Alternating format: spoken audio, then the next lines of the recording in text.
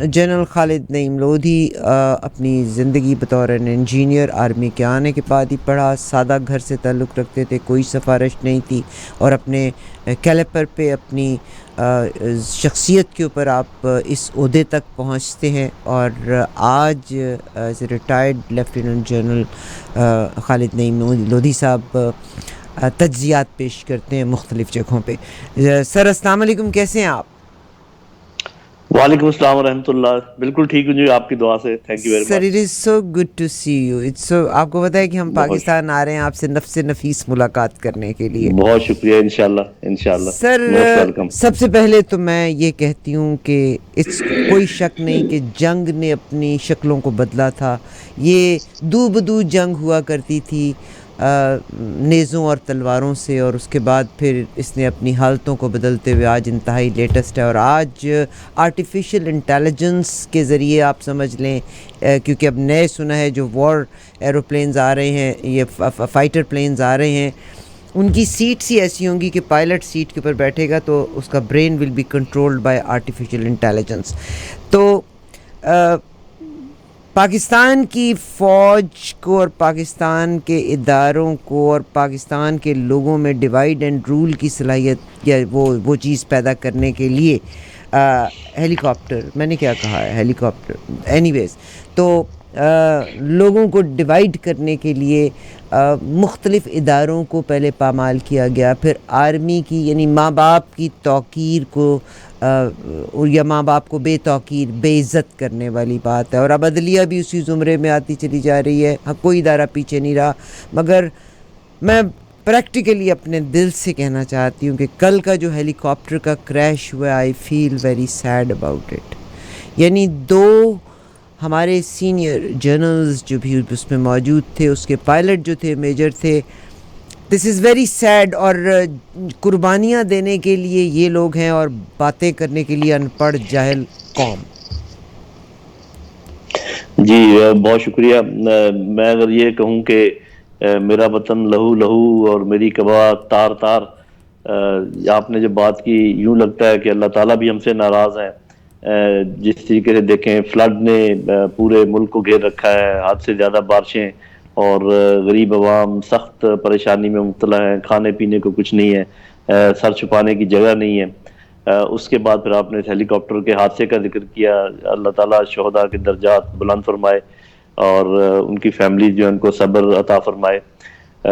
آپ دیکھیں کہ کس طریقے سے کس طرح سے اپنے ملک کی خدمت کے لیے یہ لوگ قربانیاں دیتے ہیں, اور اس کے باوجود تمام ہردہ سرائی کے باوجود جو وہ سنتے ہیں سوشل میڈیا کی اور یہ سب کچھ, اور یہ ساری چیزوں کے باوجود جو ہے جو سیاست دان ہیں یا جو سیاست کی بڑی بڑی پارٹی ہیں, وہ سوائے ایک دوسرے کا گریبان پکڑنے کے کچھ بھی نہیں کر رہی. اگر آج 8 پریس کانفرنسز ہوئی صرف اس لیے کہ ایک فیصلہ دیا ہے الیکشن کمیشن نے, ادھر سے جوابی کانفرنسز جاری ہیں, ایک دوسرے پر تہمتیں ہیں کہ تمہارے ایون فیلڈ کے فلیٹ اور تمہارے توشہ خانے, اس کے علاوہ کوئی وقت نہیں ہے ان کے پاس کہ وہ بات کریں کہ یہ جو روزانہ کی بنیاد کے اوپر تنزلی معاشی تنزلی ہو رہی ہے, جس طریقے سے مہنگائی بڑھ رہی ہے, جو لوگوں کو تکالیف ہے, اس پر کبھی کوئی پریس کانفرنس نہیں کسی نے کی کہ ہم آج کے بعد یہ کام کریں گے آپ کی سہولت کے لیے جیسے بھی ہے. بہت افسوسناک صورتحال ہے. پھر جو آپ نے کیا تو بے توقیری اداروں کی, کون سا ادارہ چھوڑ دیا؟ اعلیٰ عدلیہ کو لے لیں, الیکشن کمیشن کو لے لیں, نیب کو لے لیں, آرم فورسز آف پاکستان کو لے لیں. تو پہلے تو یہ ہوتا تھا کہ کوئی نہ کوئی بیچ بچاؤ کے لیے آ جاتا تھا, تو پہلے اس دفعہ یہ انتظام کیا گیا کہ بیچ بچاؤ والا کوئی بھی نہ رہے. اتنا کسی کی عزت نہ ہو کہ کسی کو کوئی مانے کہ جی آپ ہمارے بڑے ہیں اور آ جائیں. تو آپ نے جس بات کا ذکر کیا ہائبرڈ وار کا اور آرٹیفیشل انٹیلیجنس کا, اس میں کوئی شک نہیں کہ یہ پورے زوروں پر ہے. پھر ساتھ ہی آپ دیکھیے کہ کافی دیر امن کے بعد پھر آج کل جو ہے اٹیک ہوا, ڈرون اٹیک افغانستان کے اوپر, اور اس قسم کے واقعات تو ارد گرد بیرونی جو سازشیں ہیں ان پہ بھی گرے ہوئے ہیں, اندرونی جو مسائل ہیں ان میں بھی گرے ہوئے ہیں, اور عوام کا کوئی پرسان حال نہیں ہے. تو مجھے نہیں معلوم کہ کیا اس قسم کا یہ دورہ سسٹینیبل ہے, کیا یہ ایسے چل سکتا ہے؟ مجھے ایسے لگتا ہے کہ یہ ممکن نہیں ہے کہ اس قسم کا ویکیوم لگاتار ایک ملک میں ہو, اور وہ اٹامک پاور بھی ہو. اور اس کے باوجود جو ہے نا ایسے ہی چلتا رہے تو کچھ نہ کچھ ہوگا، کچھ نہ کچھ کرنا پڑے گا. ایسے نہیں چل سکتا جیسے کہ یہ ملک چل رہا ہے. جی سر، آپ نے بڑے اچھے طریقے سے تمام چیزوں کو کور کیا. میں افسوس کا معاملہ یہ ہے کہ میں پولیٹیشین کوئی بھی ہو، پاکستان میں ٹک ٹاکر پرانی نئی فلمیں لگا کے پیسہ بنانے کے اوپر ہیں. پولیٹیشین اپنی سیاست کو، پی ڈی ایم اپنی سیاست کو چمکانے کی طرف ہے، پی ٹی آئی اپنے آپ کو بچانے کے چکر میں ہے. مگر سیلاب کی وجہ سے میں اگر آپ کی اجازت ہو تو میں یہ ویڈیو ایک پلے کرنا چاہتی ہوں، اگر آپ جی اجازت دیں. Please. It might be for this incident in Balochistan, یا ہو سکتا ہے اس سے پیچھے کا کوئی ہو. I request everybody put yourself. ہم تو کسی کو دفنانے بھی جاتے ہیں تو ہم کہتے ہیں یہ مر گیا، اس کو قبر میں ڈالنا، میں نے مرنا ہی نہیں. میں بھی شاید آپ جیسی ہوں. مگر وہ آدمی جس کے بچے پانی کے بیچ میں بہہ گئے اور وہ کنارے پہ بیٹھ کے یہ رو رہا ہو، دیکھیے اس کو اور بتائیے کہ پولیٹیشنز کی کیا پرابلم ہے کہ کوئی ایک شخص بھی وہاں فوڈ کی پرووائڈ کرنے کی بات نہیں کر رہا، قوم کو اس طرف مائل ہی نہیں کر رہے. کوئی ایک شخص بھی، وہ جو سیلاب سے متاثرین ہیں، کچے گھروں والے جن کا پانی بھی ان گھروں کو بہانا اس کے لیے بہت آسان ہے، ان کا کوئی ذکر نہیں کر رہا. انٹرنیشنل افیئرز میں جتنی پرابلمٹک سچویشن ہے اس کے بارے میں کوئی بھی بات نہیں کر رہا. آپ اس ویڈیو کو واچ کیجیے.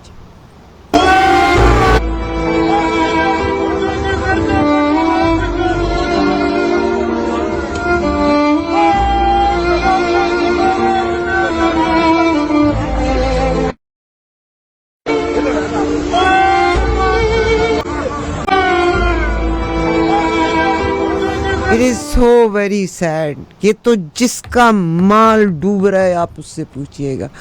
اور آپ اس ویڈیو کو اگر آپ دیکھیں نا تو وہ جو ایک نکلتی ہے، آپ اس کے پیٹ سے محسوس کرتے ہیں، کر سکتے ہیں کہ اس کا کیا ہے. And I was watching it کہ ایک طرف سیلاب، آسمان سے پانی برس رہا ہے، زمین سے خاندان والے نہیں بچ رہے، اور منہ میں ڈالنے کے لیے پانی اور صاف پانی نہیں اور خوراک نہیں ہے. ہمارے ایک پولیٹیشین کو بھی اس کا احساس نہیں ہے. وہ پاکستان کی قوم کو جاگنے ہی نہیں دینا چاہتے.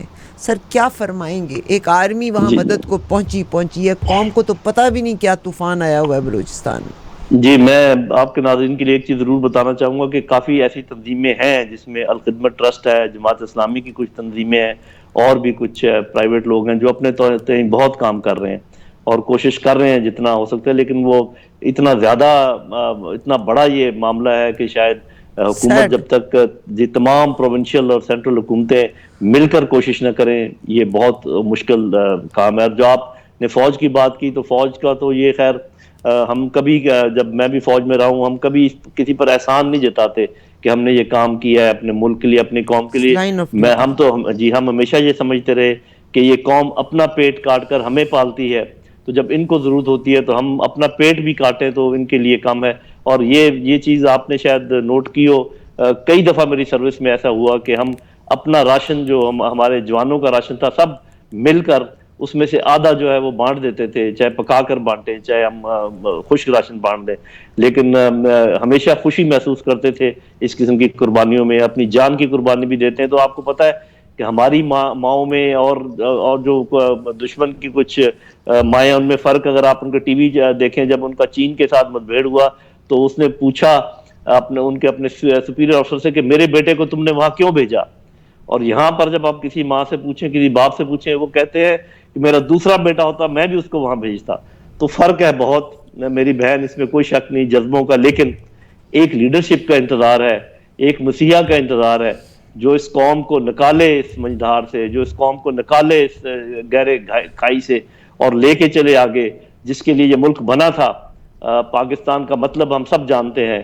اور جب تک آپ اس ڈگر پہ نہیں چلیں گے، کیونکہ اللہ تعالیٰ کیوں ناراض ہے؟ اللہ تعالیٰ اس لیے ناراض ہے کہ جس وعدے پہ آپ نے یہ ملک لیا تھا، جس وعدے پہ آپ نے اس ملک کا قیام میں لائے تھے، اس وعدے سے آپ پھر گئے، اس وعدے کو آپ بھول گئے. بلکہ لوگوں نے تو یہ کہنا شروع کر دیا کہ ہمیں الگ ہونے کی ضرورت ہی کیا تھی، اسلامی نظام کون سا نظام ہوتا ہے، لوگ یہ پوچھتے ہیں. تو میرا خیال ہے جب تک ہم واپس اپنے اس پر نہیں جائیں گے، بنیاد پر اللہ تعالیٰ سے کیے ہوئے وعدے کا دوبارہ سے پیمان نہیں کریں گے اور اس کو پورا کرنے کی کوششیں شروع نہیں کریں گے، کوئی برکت نہیں اترنے والی یا کچھ نہیں ہونے والا. کسی ایسے شخص کی ضرورت ہے جو ہمیں وہ پیمان یاد کروائے اور اسی بنیاد پر اس قوم کو دوبارہ آگے لے کر چلے. سر اسلامی جمہوریہ پاکستان جب ہم اس کو کہتے ہیں اور قرآن اور سنت کی بالادستی کا ذکر کیا جاتا ہے، بٹ فارچونیٹلی قرآن پاک میں تو ذکر ہے کہ تہمت اور بہتان کی کیا زبردست سزا ہے، بٹ انفارچونیٹلی یہاں پر ادارے بھی یا اشخاص اور پولیٹیشنز بھی پے کرتے ہیں to defame somebody who they don't like, and they don't find it difficult to kill somebody who they don't want in their way. Whereas اگر اسلامی جمہوریہ کا ذکر کرتے ہیں تو ایک مسلمان کا دوسرے مسلمان پہ قتل ممکن ہی نہیں. جی بالکل آپ صحیح کہہ رہی ہیں. اور آپ دیکھیے کہ اگر ہم احکامات دیکھیں اللہ تعالیٰ کے تو اس میں اخلاقیات پر اور معاشرت پر بہت زور ہے. ہم لوگ تو ہمارے مولوی صاحبان تو ہمیں صرف لے جاتے ہیں نا ہاتھ کاٹنے پر اور گردنیں کاٹنے کے لیے، لیکن جو چیز ہمیں بتانے کی ہے، جہاں ہم نے واپس جانا ہے، وہ اخلاق کی بات ہے، ماں باپ کی عزت ہے، بزرگوں کی عزت ہے. یہ جو آپ نے تہمت کی بات کی، کسی کے نام نہیں دھرنے چاہیے. ایک طرف تو آپ ذکر کریں مدینہ کی ریاست کا اور دوسری طرف آپ کسی کا سیدھا نام ہی نہ لیں، اور دوسرے لوگ ایک دوسرے پہ تہمت لگانے پر ہر وقت اسی بات پر مصر ہوں، تو صاف ظاہر ہے کہ پھر تو آپ اللہ تعالیٰ کے احکامات کی صریحاً خلاف ورزی کر رہے ہیں. اور کوئی بھی میرا خیال ہے مجھے ایسا شخص نظر نہیں آتا، ایسا لیڈر نظر نہیں آتا جو اس سے مبرہ ہو. تو جب تک آپ ان چیزوں سے پاک صاف ہو کر، اور اس میں کوئی بہت زیادہ تگ و دو کی ضرورت نہیں ہے، آپ نے اپنی زبان کو کنٹرول کرنا ہے، اپنے جو اخلاق ہے اس کو کنٹرول کرنا ہے، اپنی حرکات کو کنٹرول کرنا ہے. اللہ تعالیٰ کی مدد آئے گی. اور وہ کہتے ہیں کہ آج بھی فرشتے اتر سکتے ہیں جوک در جوک، اگر آپ اپنا قبلہ سیدھا کر لیں، اگر آپ اپنا رخ اللہ کی طرف موڑ لیں اور ڈریں صرف اللہ کی ذات سے، نہ کہ سپر پاور کون ہے اور ہمیں پیسے کون دے گا اور ہمارے لوگ کہاں کام کرتے ہیں اور ہماری ایکسپورٹس کہاں جا رہی ہیں. یہ ساری چیزیں، اس میں کوئی شک نہیں، ان پر غور و فکر کرنے کی ضرورت ہے. اور سب کے ساتھ لڑائی بالکل نہیں. ہم تو ہے ہی امن، اسلام کا تو مطلب ہی امن ہے. ہم سب کے ساتھ امن کے ساتھ رہنا چاہتے ہیں، لیکن سب سے پہلے شروعات ایک دوسرے کے ساتھ جو تعلقات ہیں، ایک دوسرے کے ساتھ جو اخلاق ہیں، ایک دوسرے کے ساتھ جو معاملات ہیں، وہ تو کر لیں. آپ پوچھیں ادھر پاکستان میں آ کے کتنی بہنوں کو بھائیوں نے اپنی جائیداد میں حصہ دیا ہے، کون کس کے ساتھ کتنی زیادتی کر رہا ہے، کون کس کو اس کا حق جو ہے ادا کر رہا ہے، کون کتنے ہے جو لوگوں نے پورا توڑ یتیم رہا کا حق مارا، کتنے لوگوں نے اپنے ماں باپ کے حقوق ادا کیے. سر اب تھوڑا سا ہم اس سائٹ پہ نکلتے ہیں اداروں کا، اور میں افواج کا جب ذکر کرتی ہوں تو مائیں اپنے جوانوں کو 9 مہینے کوکھ میں پالنے کے بعد ان کے گیلے بستروں پہ سو کے اور سوکھے بستروں پہ سلا کے ان کو وطن کی نظر کر دیتی ہیں اور پھر ان کی شہادت ہو جاتی ہے. مگر کسی ایک شخص کی ہو سکتا ہے ہمیں اندر کی بات نہیں پتہ، there must be a classified information کہ وہ شخص ایسے ڈیسیجن کرنے پہ مجبور ہو. پاکستان کی آرمی کو میں نے ہمیشہ بہت اونچی جگہ پہ دیکھا رکھا، اور یقیناً جہاں سے وہ دیکھ سکتے ہیں وہاں سے میں نہیں دیکھ سکتی. مگر جنرل باجوہ صاحب نے جو ریسنٹ ایکشن لیا کہ انہوں نے امریکہ سے، he works under the prime minister, اور انہوں نے IMF کے لیے فنڈز ریلیز کرنے کا کہا، تو اگر آپ کو کوئی کہے گا کہ میں وزیر اعظم ہوں تم مذہب چینج کر لو، تو کیا وہ مذہب چینج کر لیں گے؟ خدا کو ماننے کے علاوہ کسی اور کو ماننے لگیں گے؟ ان کا اوتھ ہی یہ ہے کہ he has to serve the country. تو انہوں نے ان کو یہ کیوں نہیں کہا کہ آپ اپنا پیسہ واپس لے آئیں؟ میں یہ چیز ایک جو کنٹری گارڈ ہے اس کو زیب نہیں دیتی کہ وہ فنڈ مانگے، اور اگر وہ فنڈ مانگے گا تو امریکہ وقت کا فرعون ہے سر، دنیا کی سپر پاور ہے اس وقت. they can ask him to do anything what they want. جی جو آپ نے بات کی یہ ایک پرسیپشن ہے، لیکن ایک دوسری پرسیپشن بھی ہے، میں اس کا ذکر ضرور کر دوں. وہ یہ ہے کہ دیکھیں جس طریقے سے پولیٹیکل ڈپلومیسی ہوتی ہے، اسی طریقے سے ملٹری ڈپلومیسی کا بھی ایک مقام ہے.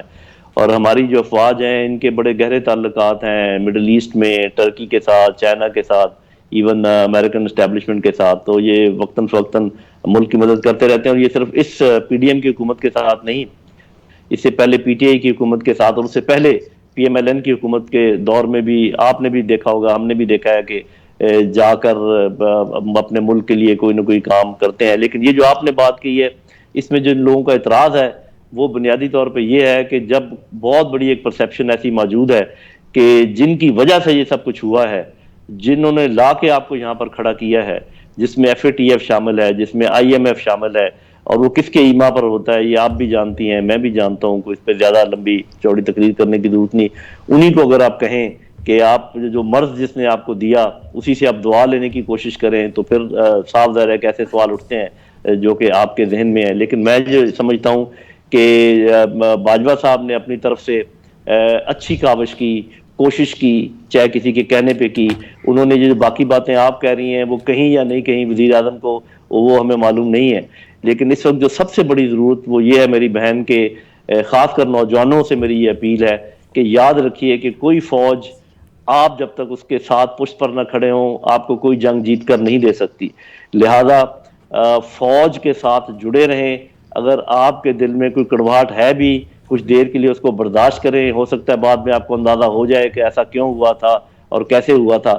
تو یہ اس کو سر بام لانے کی ضرورت میرا خیال ہے نہیں ہے. یہ میری انڈرسٹینڈنگ ہے، غلط ہو سکتی ہے، کیونکہ سر اب اگر لے دے کے کوئی انسٹیٹیوشن رہ گیا پاکستان میں تو فوج پاکستان ہے، اور ان کو کسی نہ کسی طریقے سے ہم نے سنبھال کے رکھنا ہے، ان کو پروٹیکٹ کرنا ہے بیرونی حملوں سے بھی اور اندرونی حملوں سے بھی. اور وہ جو آپ پرسیپشن مینجمنٹ کی بات کر رہی تھی، وہ جو آپ آرٹیفیشل انٹیلیجنس کی بات کر رہی تھی، اس میں مس انفارمیشن بھی ہے، اس میں ڈس انفارمیشن بھی ہے. ہمیں چیزیں کچھ نظر آتی ہیں کچھ نہیں آتی جیسے آپ نے خود کہا.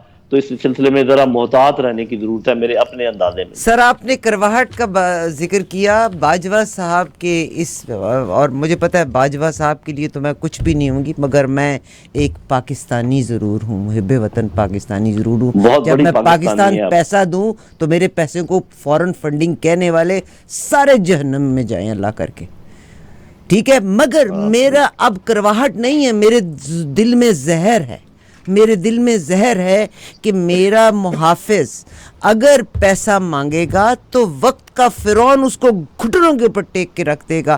آج انڈیا کو دیکھیے گا، انڈیا نے کتنا سٹینڈ لیا. آپ انڈیا سے بات کر کے دیکھیں، کوارڈ کا ممبر ہے، امریکہ اس کے پاؤں کے بیچ میں جا کے بیٹھا ہوا ہے. اوپنلی وہ امریکہ میں وہ لوگ یہ کہہ رہے ہیں کہ we need America more, India more, we need. اور انڈیا اگر کبھی اس کو کہو نا رشیا سے تم تیل کیوں لے رہے ہو، وہ کہتا ہے it's our personal affair, it's our internal affair. تو جنرل صاحب کو یہ سٹینڈ لینا چاہیے تھا.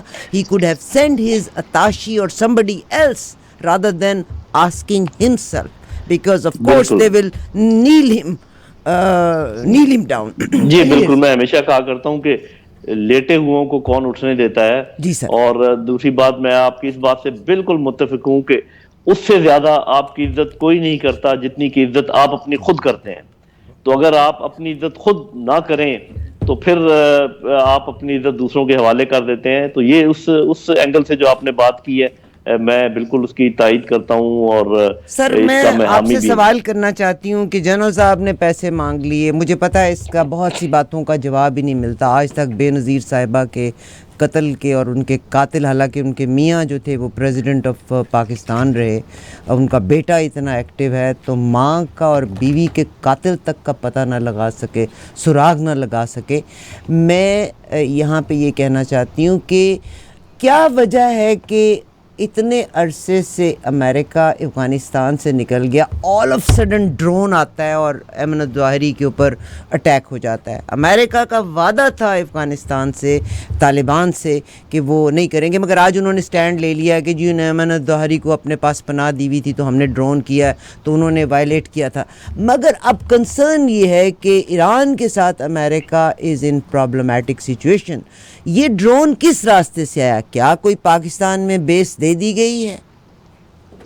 جی میرے علم کے مطابق تو ایسا کوئی بیس پاکستان میں نہیں ہے. اس کی وجہ یہ ہے، یہ نہیں کہ کوئی دینا نہیں چاہتا ہوگا یا دینے کے لیے رضامند نہیں ہوگا، کہ پاکستان کے عوام آج کل بہت الرٹ ہیں اور وہ پورے پاکستان میں پھیلے ہوئے ہیں. اور ایسا کوئی بیس جہاں پر ڈرون موجود ہو پاکستان کے عوام سے بچ نہیں سکتا. یہ میرا اپنا اندازہ ہے، غلط ہو سکتا ہے، لیکن یہ میں آپ کو بتا دوں کہ ڈرون کے اڑان کے لیے جو مختلف علاقے ہیں ان میں تاجکستان بھی ہے جو کہ سینٹرل ایشیا کا ایک ملک ہے جس پر امریکہ اور ہندوستان کا کافی اثر رسوخ ہے. اور جو مقبوضہ کشمیر ہے ہندوستان کا علاقہ، وہاں سے بھی ڈرون اڑ کر یہ کاروائی کر سکتا ہے، اس کی رینج میں بھی ہے.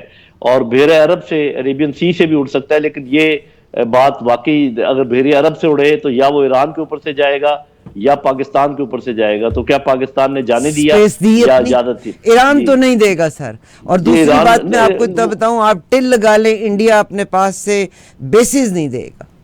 انڈیا جی ٹوک اے ویری اسٹرانگ اسٹینڈ. آپ ٹھیک کہہ رہی ہیں, بیسس شاید نہ دیں, لیکن ان کا ایسے معاہدے ہیں ان کے ساتھ جس میں انٹیلیجنس شیئرنگ ہے, اور یہ انٹیلیجنس شیئرنگ کے that point is of a view سے ڈفرنٹ وہاں پر اسٹوری. ڈرون, جی دیٹ از اے ٹوٹل بے شک ڈفرنٹ ہے, لیکن وہ وہاں پر ڈرون رکھ سکتے ہیں, میرا اندازہ ہے, غلط ہو سکتا ہے, اور تاجکستان تو ضرور وہاں پر ہو سکتا ہے. تو اور دوسری بات یہ ہے کہ بے شک ایران اجازت نہ دے, لیکن ایران کے پاس اتنی ٹیکنالوجی نہیں ہے کہ وہ جب ہائی سیلنگ پہ ڈرون اڑ رہے ہوں تو ان کو ڈیٹیکٹ کر سکے. ہمارے پاس بھی تقریباً درمیانے درجے کی ایسی ٹیکنالوجی ہے کہ ہم اس کو روک سکتے ہیں اگر ہم چاہیں تو یہ عقدہ تو حل ہوگا کچھ دیر کے بعد. سر یہ فوری طور پہ انٹرنیشنل لاز کی وائلیشن نہیں ہے کہ ایک ملک اگر آپ کو الاؤ نہ کرے ایئر سپیس اور آپ ہائی فلائٹ سے بھی گزریں, تو کیا یہ بالکل قوانین کی وائلیشن, خلاف ورزی نہیں ہے؟ تو how can they break the rule? جی بالکل, اس میں تو کوئی شک و شبہ کی گنجائش نہیں ہے. تو وہ جو سپر پاور ہے وہ کون سے رولز کی پاسداری کرتا ہے؟ کہاں آپ نے دیکھا ہے اس کو کہ وہ رولز کے مطابق چلتا ہو؟ جب اس کا دل کرے تو جھوٹ بول کے عراق پہ حملہ کر دیتا ہے, جب اس کا دل کرے تو وہ ساری دنیا کو ساتھ ملا کے افغانستان پہ اپنا جنگ مسلط کر دیتا ہے, اور اس کو شرم بھی نہیں آتی. جب بھاگ جاتا ہے تو پھر وہاں سے نکل کے اپنے لوگوں کی تعویلیں پیش کرتا ہے کہ یہ ہو گیا اور وہ ہو گیا. تو مجھے تو ایسے لگ رہا ہے, اور اللہ کرے کہ میں غلط ہوں, پاکستان کو آج کل جو رول ان کے خیال میں ہم نے ادا کیا افغانستان میں, اس کی سزا مل رہی ہے, اور ہمارے کچھ لوگ اس پر معافی کے خواستگار ہیں, ایسا مجھے معلوم ہوتا ہے. اللہ نہ کرے کہ یہ میری بات درست ہو. تو یہ احتیاط کرنے کی ضرورت ہے کہ ہمیں یہ دیکھنا چاہیے کہ ہم کسی کی گود میں نہ بیٹھ جائیں, ہم بالکل ہی کسی کے مرہون منت نہ ہو جائیں, ہم کسی کے غلام نہ بن جائیں. اور نہ تو ہمیں چائنا کے غلام بننے کی ضرورت ہے, نہ امریکہ کا غلام بننے کی ضرورت ہے. کیا درمیانی کوئی راستہ ہے؟ اس کے بارے میں سر جوڑ کر یہ بیٹھیں. ٹھیک ہے, انہوں نے ہمیں باندھا ہے, اکنامکلی اتنا قرضوں کے تلے دبا دیا ہے, اور وہ اکنامک ہٹ مین نے یہ سارا کام کیا ہے, قرضے دلوائے بھی اور غلط جگہ استعمال بھی کروائے, اور آپ کے پاس واپسی کے سارے راستے بند بھی کر دیے. میرا خیال ہے کسی نہ کسی کو ایک دن ہمت کرنی پڑے گی, اس کا کوئی حل نکالنا پڑے گا, ورنہ تو یہ روز افزو جو ہے ہمارے اوپر بڑھتے چلے جا رہے ہیں. اور اگر ہم یہ کہیں کہ بس اس کا کوئی حل نہیں ہے سوائے اس کے کہ آئی ایم ایف کے پاس جائیں, اس کا کوئی حل نہیں ہے سوائے اس کے ان کے گھٹنے پکڑ لیں, اس کا کوئی حل نہیں ہے کہ سوائے اس کے ان کو سجدے شروع کر دیں, تو میرا خیال ہے کہ یہ سر بہت بڑے آپ اللہ تعالیٰ کے قہر کو آواز دے رہے ہیں. سر میرا سوال یہ ہے کہ کیا کوئی قانون ایسا ہے کہ پولیٹیکل انفلوئنس کے بغیر جو سینیورٹی کی گراؤنڈ کے اوپر ان کی اینول رپورٹ کے اوپر جرنلز کی پروموشن ہو, کون سا ادارہ انٹروین کر سکتا ہے تاکہ یہ پولیٹیکل پک اینڈ چوز نہ ہو اور وہ بندہ ساری عمر کے لیے گوڈے ٹیک کے ان سیاستدانوں کی بات کو ماننے کا, وہ ملک کا دفاع اولین فرض سمجھے؟ تو کیا یہ پک اینڈ چوز کا سسٹم بیچ میں سے کسی طرح ایبالش کیا جا سکتا ہے؟ جی میں اس پہ آتا ہوں, لیکن پہلے میں آپ کو ایک چیز کی ایشورنس دے دوں کہ چاہے کوئی کسی بھی طریقے سے پک اینڈ چوز کر لے, جب آرمی چیف اپوائنٹ ہو جاتا ہے تو وہ صرف پاکستان کا اور پاکستان آرمی کا آرمی چیف ہوتا ہے. اور یہ کئی دفعہ ثابت ہو چکا کہ جنہوں نے بڑے پیار سے اور بڑی کوشش سے کچھ لوگوں کو لائے, تو وہی لوگ انہوں نے ان کے ساتھ پھر کیا برتاؤ کیا یا ہوا ان کی اپنی وجہ سے, یہ الگ بات ہے. دیکھیں بات یہ ہے کہ بہت اچھا انتظام ہے افواج پاکستان میں کہ 3 جو چوٹی کے لوگ ہوتے ہیں جن میں کوئی فرق نہیں ہوتا, 19-20 کا فرق ہوتا ہوگا, وہ 3 نام جاتے ہیں وزیر اعظم کے پاس, اور وزیر اعظم کو ان میں سے ایک کو سلیکٹ کرنا ہوتا ہے, کیونکہ یہ صرف سینیرٹی والی بات جو کسی اور پروگرام میں اس کی تفصیل بتاؤں گا کہ کیوں صرف سینیرٹی ہو نہیں سکتی. اس میں کچھ باتیں ہیں, کچھ مسائل ہیں, لیکن وہ پورا ایک چونکہ ایک اس پہ پروگرام ہو سکتا ہے, اس پہ میں الگ سے بات کروں گا. لیکن اگر صرف 2 باتیں ہو جائیں, ایک تو ایکسٹینشن کا قانون ختم ہو جائے, اور کسی کو چاہے وہ گریڈ 22 کا سیکٹری ہو یا الیکشن کمشنر ہو یا نیب ہو یا چیف جسٹس ہو یا کوئی بھی جسٹس ہو یا آرمی چیف ہو یا ایئر چیف ہو, نیول چیف ہو, کسی کو ایک رتی بھی اس چیز کی شائبہ تک نہ ہو کہ جی مجھے ایکسٹینشن مل سکتی ہے, تاکہ وہ کبھی دیکھے ہی نہ پولیٹیکل ہیڈز کی طرف. اور پولیٹیشنز کو چاہیے کہ ٹھیک ہے ان میں ایک عادت سر پڑ گئی ہے پولیٹیشنز کو کہ تو آپ گولی مار دیں. نہیں میں ایک بات ضرور کرنا چاہوں گا ایکسٹینشن کہ کو کون روک سکتا ہے؟ ان کو پولیٹیشین روک سکتے ہیں.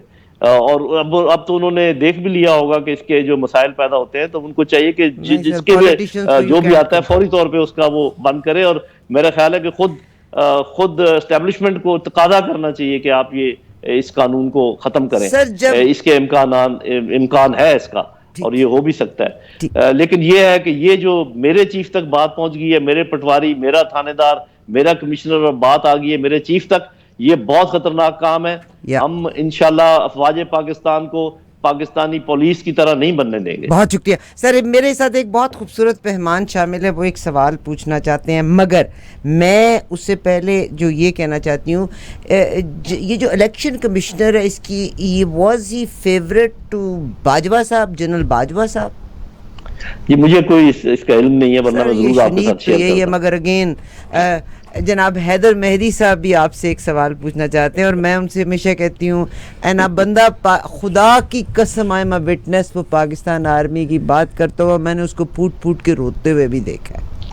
جی وہ میں نے بھی سب کچھ دیکھا ہے. اور اگر وہ مجھ سے سوال پوچھیں گے تو میں یہ کہوں گا کہ یوٹیوب روٹس, کیونکہ وہ بھی اچھی طرح مجھے جانتے ہیں اور میں بھی ان کو اچھی طرح جانتا ہوں. نہیں سر, السلام علیکم, کیسے ہیں آپ؟ خیریت سے؟ وعلیکم السلام ورحمۃ اللہ. سر مجھے پتہ نہیں تھا کہ آپ ویسے بائی دا وے ادھر آئے ہوئے ہیں. آج I had another session with Arfa, but آپ کو دیکھا she is very kind of her to ask me to join. بلکہ میں نے ان کو خود کہا کہ تو میں ان کی بڑی رسپیکٹ کرتا ہوں, میرے دوست بھی ہیں, میرے سینئر بھی ہیں, مینٹور بھی ہیں. تو جل صاحب جو آپ نے دو باتیں کی بہت پسند آئی. ایک ایکسٹینشن کی بات کی. میرا سوال تھوڑا سا ایک فنڈامنٹل ہے, زیادہ فنڈامنٹل ہے, اور مجھے پتہ ہے آپ سیکرٹری ڈیفینس رہ چکے ہیں اور آپ نے اس کے اوپر ہائر کمانڈ سٹرکچر کے اوپر تھوڑی سی آپ نے کام بھی کیا. یہ جو ہمارا مسئلہ ہے, پولیٹیشنز کو ایک وقت سائڈ پہ رکھیں فار دا ٹائم بینگ. یہ جو ہماری فوج کا ایک مسئلہ ہے کہ ہمارے آرمی چیف یا نیول اور C N C, naval and air force, سب کا ان کے پاس unbridled, unaccountable, unchecked power ہوتی ہے, جو کہ اگر کوئی غلط فرد آ جائے اس پوزیشن پہ تو اس کا استعمال اگر مس یوز ہو تو اس کے اوپر, قوم کے اوپر بہت برے اثرات ہوتے ہیں. So I just want to pick your brains. I know this is not this is a very deep subject, but just want to pick your brains. کہ what are the 2-3 things that one can do to make sure this power is accountable? جی اچھا کہ آپ نے یہ سوال پوچھ لیا, اور آپ نے صحیح کہا کہ میں نے ریسٹرکچرنگ پر کام بھی کیا ہوا ہے, اور یہ ایک امپورٹنٹ سوال ہے. میرا اپنا خیال یہ ہے, اور یہ آپ نے پالیٹکس رکھا ہے لیکن تھوڑا سا مجھے پالیٹکس کے میدان میں جانا پڑے گا. اگر حکومت وقت صحیح ڈیفنس منسٹر چوز کرے اور صحیح نیشنل سیکیورٹی ایڈوائزر چوز کرے تو یہ آدھا مسئلہ حل ہو سکتا ہے جس کا آپ ذکر کر رہے ہیں. باقی آدھا جو ہے وہ اس کے حل کے لیے کچھ رولز بنانے پڑیں گے کور کمانڈرز کانفرنس کے سلسلے میں, اور جو اس قسم کے کچھ معاملات ہیں جو ہم پھر کبھی ڈسکس کریں گے. لیکن یہ میں آپ کو بتا دوں پوری دنیا میں ایسا ہوتا ہے یہ کہ جو ریٹائرڈ اچھے پرانے منجے ہوئے آفیسرز ہیں ان کو ڈیفنس منسٹر بنایا جاتا ہے, ان کو نیشنل سیکیورٹی ایڈوائزر بنایا جاتا ہے. آپ امریکہ میں دیکھ لیں, آپ باقی ملکوں میں دیکھ لیں, یہاں پر کیوں شرماتے ہیں ہمارے پولیٹیشنز کے کوئی اچھا تجربہ کار. ابھی مثال کے طور پہ اگر ڈیفنس منسٹر ایسے ہوں جیسے کہ آپ کے ابھی تھے اور جیسے کہ آپ کے ابھی ہیں, تو ان کو کیا پتا چلے گا کہ کس بندے کو چیف بنانا ہے؟ ان کو کیسے اندازہ ہوگا کہ کس طریقے سے آفیسرز کو ایویلویٹ کیا جاتا ہے؟ ان کو کیا پتا ہوگا کہ ہمارے سیکیورٹی مسائل کیا ہے؟ ان کو کیا پتا ہوگا کہ ہائبرڈ جنگ کے کون کون سے جہتے ہیں جن کو ہم نے کس طریقے سے ڈیفینڈ کرنا ہے, کس طریقے سے لڑنا ہے؟ تو میرا اپنا خیال یہ کہ یہ استطاعت آپ کو پیدا کرنی پڑے گی اپنی ہائر لیڈرشپ میں, اور سب سے ہائیسٹ لیڈرشپ پولیٹیکل لیڈرشپ ہوتی ہے وہاں پر, کہ وہ ان لوگوں کو سمجھیں, تبھی آپ ان کو کنٹرول کر سکتے ہیں. اور دوسری بات یہ ہے کہ اتنا بڑا فٹ پرنٹ ہے پاکستان میں, افواج پاکستان کا. جب میں فٹ پرنٹ کی بات کرتا ہوں تو میں ان کے میس کی بات بھی کرتا ہوں, یعنی کہ سائز کی, اور میں ان کی جو ریسورسز کنزیوم کرتے ہیں ان کی بات بھی کرتا ہوں. اس کا مطلب یہ ہے کہ آپ کو اپنا پورا جو سسٹم ہے آرمڈ فورسز کا اس کو اس طریقے سے ریویو کرنا ہے کہ خاص کر جب آپ کے پاس اٹامک ویپنز بھی آ چکے ہیں, اس طریقے سے ریویو کرنا ہے کہ اپنی سٹینڈنگ پروفیشنل آرمی کو چھوٹا کیجئے اور اپنا جو پول ہے آپ کا ریزروسٹ کا اس کو بڑا کیجئے اور بوقت ضرورت ان کو ساتھ شامل کر لیں اور ان کو روٹیشن میں ٹریننگ کرتے رہیں جب تک آپ اپنا اکنامک فائنینشیل اور جو والیوم وائز فٹ پرنٹ ہے اس کو چھوٹا نہیں کریں گے. اور یہ جو 2-3 چیزیں میں نے آپ کے گوش گزار کر دی ہیں, ان پر عمل درآمد نہیں کریں گے, آپ کی فوج میں اس قسم کے مسائل رہیں گے. لیکن اس کی ڈیٹیل گفتگو ہم پھر کبھی بیٹھ کر انشاءاللہ کریں گے. جے صاحب آئی نو اٹس ویری لیٹ, میں سر آپ سے تو کمپلیٹلی اگری ود یو. میں تو ویری امپریسڈ, مجھے پتہ ہے آپ نے کام بھی کیا. ٹرکی میں بائی دا وے یہی ہوتا ہے, یو نو ان کا جو سی ڈی ایس ہوتا ہے جو کہ پہلے لینڈ فورسز کا کمانڈر ہوتا ہے, پھر سی ڈی ایس بنتا ہے. یوزلی وہ بندہ جا کے ڈیفینس منسٹر بنتا ہے. ان کا کرنٹ ڈیفینس منسٹر ان کا پریویس سی ڈی ایس ہے. اس کا ایک اور فائدہ ہے جنرل صاحب کہ they understand the military mind. یہ جو سویلین ہے نا, یہ ملٹری مائنڈ کو سمجھتے اس کو ساری زندگی ہو جاتی ہے اور یہ نہیں سمجھ سکتا کہ یہ سوچتے کیسے ہیں. تو آپ کو ایک وہی سوچنے والا بندہ چاہیے. تو آئی تھنک ایبسلیوٹلی ٹرو. اب سوال یہ چکن اینڈ ایگ یہ ہے کہ یہ کرے گا کون اور کب ہوگا. آپ نے کہا جی یو نو سویلین واقعی میرے نظر میں and maybe this is a part question. میری نظر میں ون آف دا ریزنز جو میں بہت زیادہ ایڈوکیٹ کرتا ہوں عمران خان کی پرائم منسٹرشپ کو, میری نظر میں شاید وہ واحد بندہ نظر آیا ہے پچھلے 25-30 سال میں جو یہ چیز کر لے اور ہمیں اس سے ڈر بھی نہیں ہوگا کہ وہ اپنے سیلفش انٹرسٹ کے لیے یہ کر رہا ہے. What's your view on that? جی آپ کا اندازہ ٹھیک ہو سکتا ہے, لیکن آپ نے بھی ملاقاتیں کی ہیں عمران خان صاحب سے, میں نے بھی کی ہیں, اور میں نے ان کو یہ بات باور کروانے کی کوشش کی کہ جب تک آپ اپنے نزدیک کوئی ایسا شخص نہیں رکھیں گے جس کو کہ, اور میں نے یہ بھی بتایا کہ یہ میں اپنے لیے نہیں کہہ رہا, میں آپ کو کسی اور کا نام دوں گا, میں نہیں آؤں گا, اور لیکن آپ کو ایک ایسے ایڈوائزر کی ضرورت ہے جو ڈیفنس کے معاملات, جو سیکیورٹی کے معاملات, جو آرمڈ فورسز کے معاملات سمجھتا ہو, تاکہ آپ ایسی غلطیاں نہ کریں جیسے آپ نے آئی ایس آئی کو چیف کو اپوائنٹ کرتے ہوئے, یا جب چیف کی اپوائنٹمنٹ کی بات آتی ہے تو آپ کو کون ایڈوائز کرے گا. جی تو وہ, لیکن ابھی تک تو انہوں نے ابھی تک کوئی ان کے دیکھیں آپ اگر ان کی ایگزیکٹو کمیٹی دیکھیں اس میں ایک بھی ایسا شخص نہیں ہے جو کہ کوئی ریٹائرڈ فورسز کا آدمی ہو. تو اب مجھے نہیں پتا کہ اس کی کیا وجوہات ہیں, وہ جرنیلوں کو پسند نہیں کرتے, یا چلے کسی کرنیل کو ہی رکھ لیں یار, کسی بریگیڈیئر کو ہی رکھ لیں اگر جنرلز کا رینک ان کو پسند نہیں آتا.